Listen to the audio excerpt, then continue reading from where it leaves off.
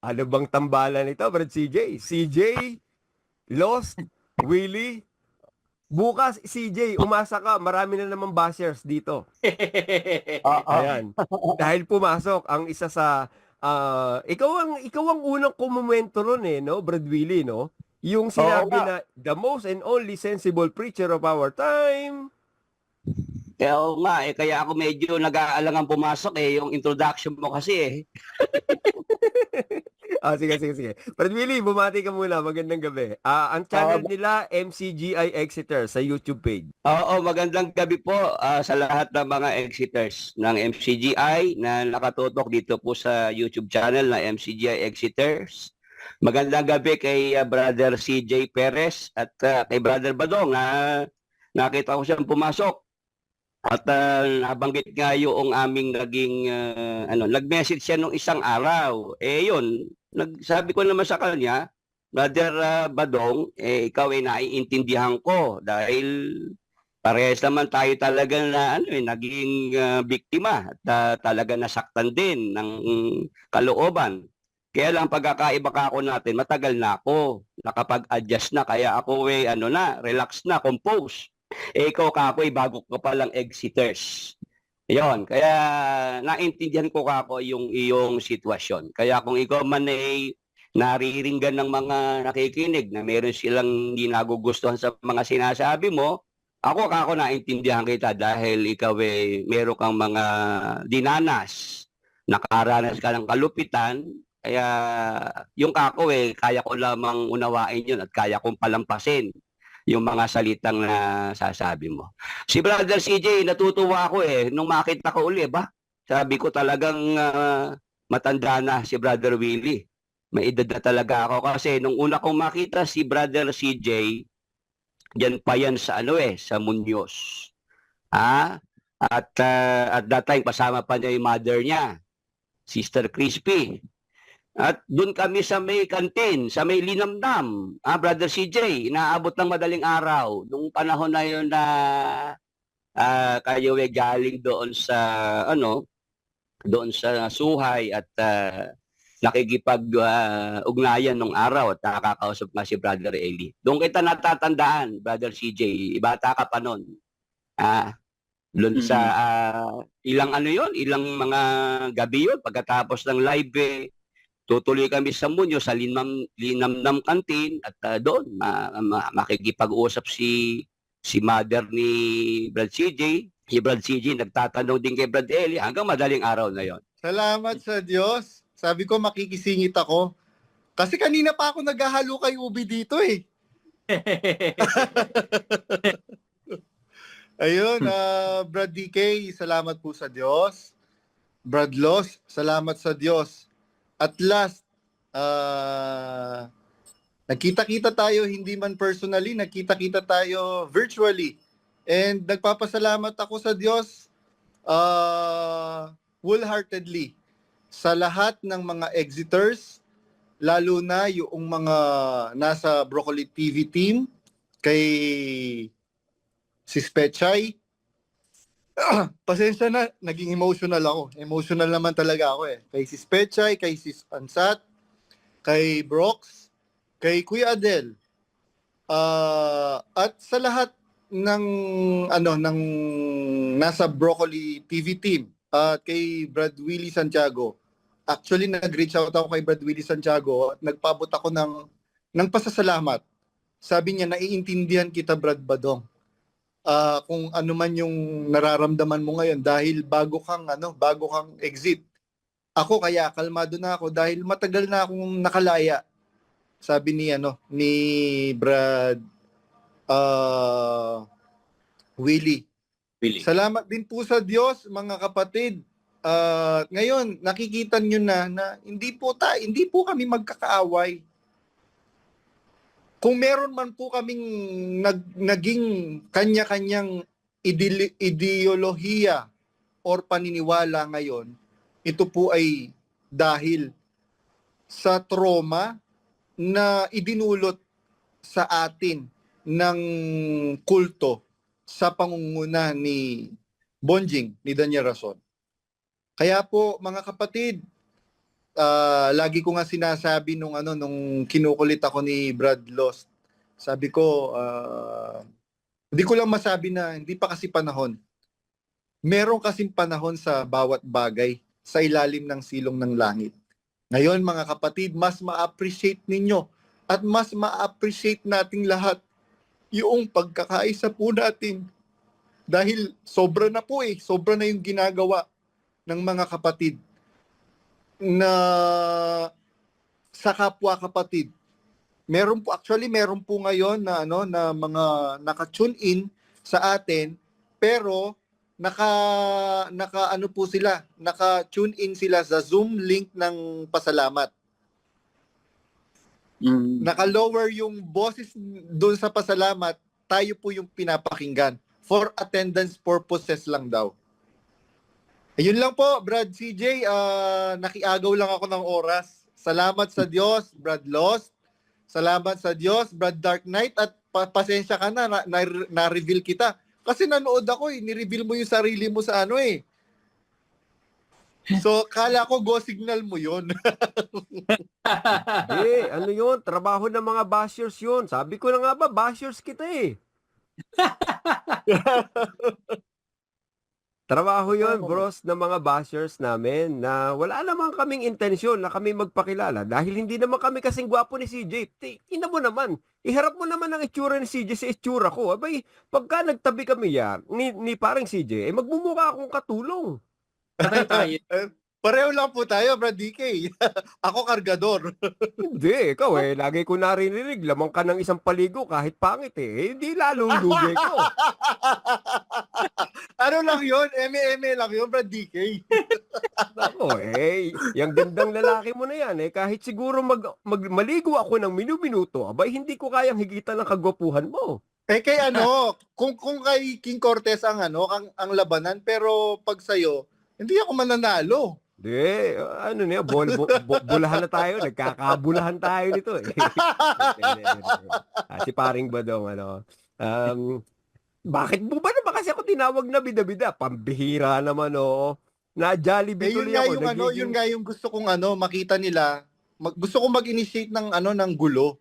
Para makita nila, Kaya ka pagka merong gulo, nababas sa ginagawa mo na gulo na yan Tigilan mo na yan para wag kang nababas. Kaya kita mo, daming bashers, di ba? kaya nga Pagkabalik ka na kasi, kita mo si parang CJ, sabi niya kanina, sa mga matatanda, talagang malapit ang loob ko di ba? Inaatake ka ni parang CJ, Kala mo hindi ka kakanti ni CJ, Oo. Kaya nga napalunok ako kanina Sabi ko, uy, ako yun ganun talaga, Brad DK. Yun kasi yung nawala kay Daniel Rason. Biruin mo, mali na nga. Yan na naman. Humahataw ka na naman. Tumigil sorry. ka na. Sige. Badong. Opo. Paubaya mo na sa akin to ngayong gabi. Hihimlay Oo na ang nga Dark pala. Knight pagkatapos. Oo nga pala. Diyan ka lang muna sa isang sulok. Bumaba ka muna dyan. Tanggalin nyo nga pagmumukha ni Brad Badong.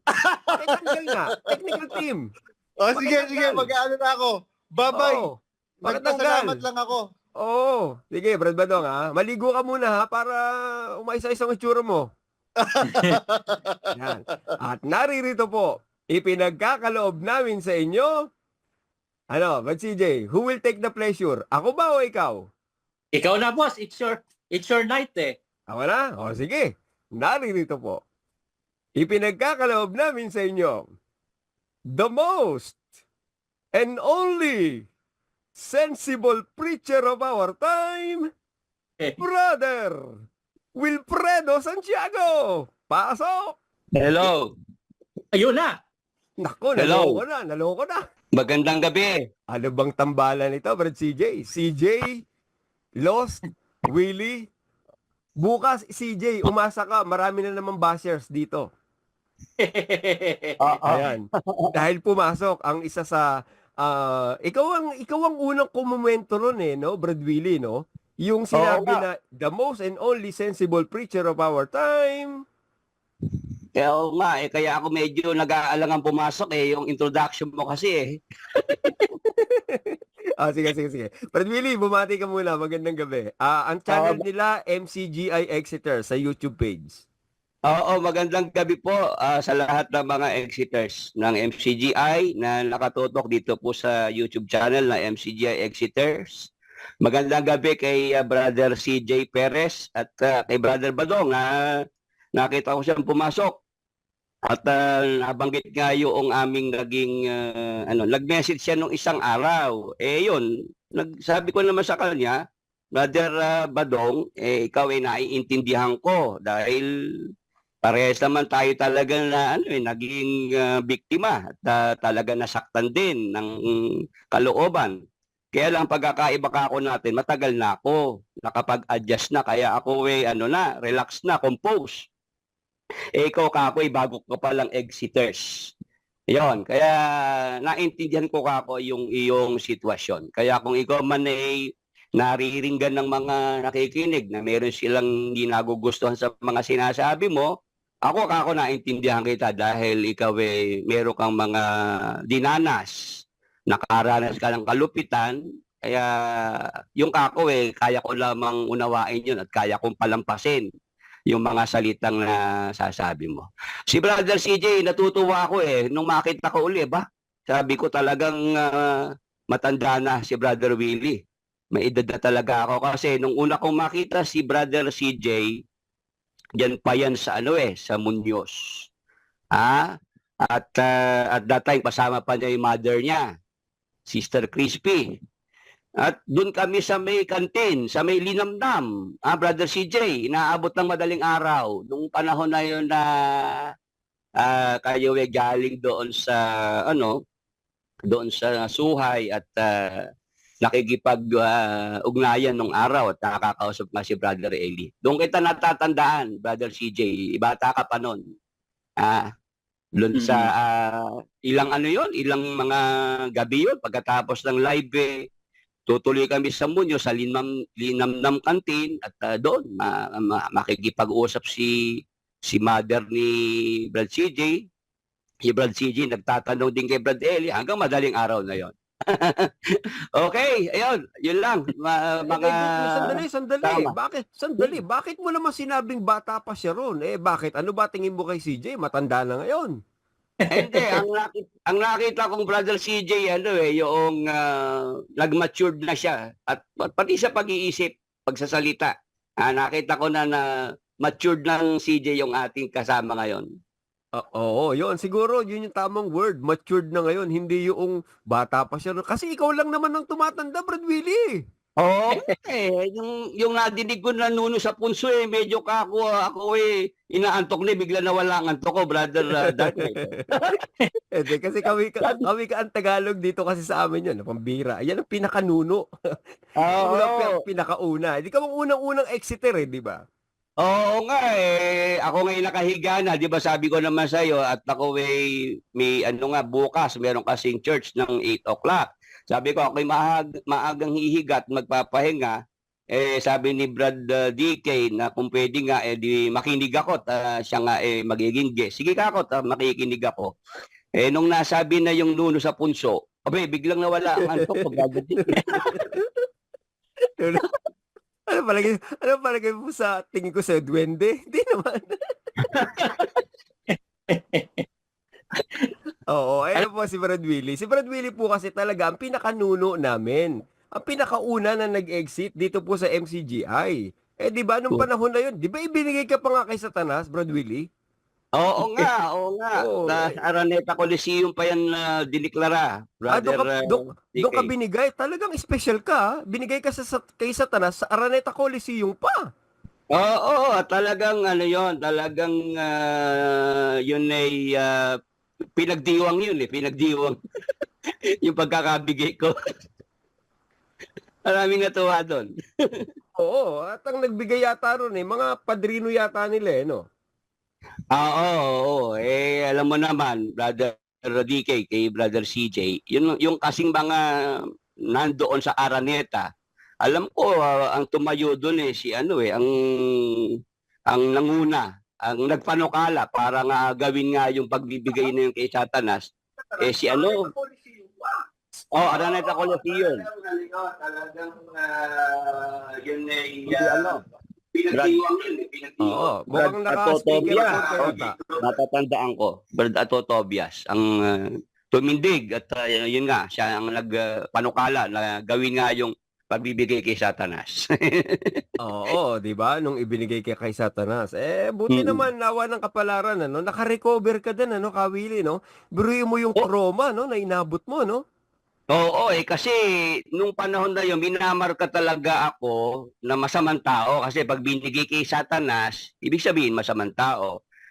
Salamat na sa Diyos at tayo hindi pinabayaan yung sinasabi nilang magdidilim ang isip pagka ikaw ay exeter sa MCGI, sa awa naman ng Diyos hindi nangyari sa akin. At sa inyo man, kung kayo man aking obserbahan, hindi naman dumilim ang inyong mga pag-iisip at bagkus naging maliliwanag pa ang inyong mga isip. Pare-parehas tayong nagliwanag ang ating mga isip. Abay, bakit mo naman totoong ba't dilim. hindi mo naman masasabi, Brad Willie, na hindi lumiwanag isip namin? Abay, biruin mo ba naman? Teksto sa atin sa panahon ni Ingkong, di ba? Pagka may pasalamat tayo, ano ginagawa ng buong bayan? Di ba may circular pa yon? Natatandaan mo ba yon? Ano ginagawa ng buong bayan pagka may pagpasalamat? Yung pasalamat ba ng kapatiran, di ba naghahayag ng yung ayuno, yung fasting, di ba? Oo, di ba? Hindi kita mo. kakain, hindi inom, Brother Oo. DK. Yun yung circular, hindi pagkain at hindi pag-inom. 'Di ba anong oras nagsisimula yung fasting? Ano yan magbibigay ng takdang araw, tapos paglubog ng araw, ganun, umpisa Oo, na. 'di ba pagka nga nagpa-fasting pa kami noon, Brad Willie, ito mag-aminan lang tayo sa mga naririto. 'Di ba pagka magpa-fasting, pagka medyo alas 3 na at alas 4, 'di ba? Pumupondo kayo? Aminin mo CJ, nung nagpa-fasting ka, 'di ba ganun ka rin? Syempre, pupondo ka talaga. Oo, bago lumubog yung araw, 'di ba? 'Di ba nagkakarga ka na? Ikaw ba, Brad Willie, ganun ka rin ba? Ganun talaga ang dapat gawin para tumagal. Oo. 'Di ba? Para tumagal, 'di ba? Ganun tayo. Tapos pagka di maghapon 'yon, boss, lilipas, 'di ba? Tapos iniintay mo ngayon na lumubog na araw para matapos na yung pag-aayuno, 'di ba? Ganun ka, Willie. May panay ang tingin ko sa relos, sa aking kurasan. Boss, Ikaw, naalala, CJ.